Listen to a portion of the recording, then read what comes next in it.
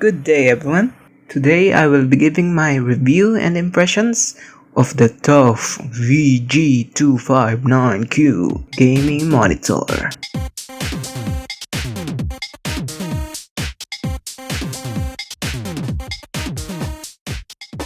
First of all, the box contains the monitor itself securely enclosed in pieces of styrofoam, the monitor stand, the charger with the power brick, one HDMI and one display cable. Plug in the power cable, the HDMI or display cable, and that's it, you're all set.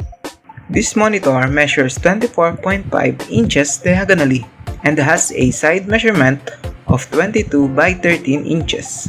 It features a Full HD 1080p IPS panel, has a 1 millisecond response time, and can go up to a refresh rate of 144Hz. Here in the display settings, you can see the resolution and refresh rate combinations available. Take note guys that you can only use the 144Hz with the display port. There are several buttons at the back. The top is the main menu settings with the analog stick. The second one is the back button. The third lets you toggle additional features like displaying FPS and crosshair. The fourth allows quick access to the different preset modes. And the bottom one is the power button. Moving on, here's one of the features that I really like. The ergonomics allows you to adjust the height, swivel, tilt, and even the pivot. This makes the monitor very adaptive to my activities.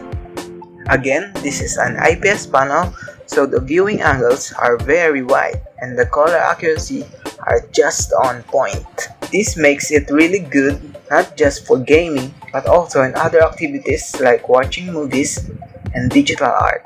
Overall, I really like the monitor, especially the stand because it has the feeling of excellent build quality, and I think this will last a very long time.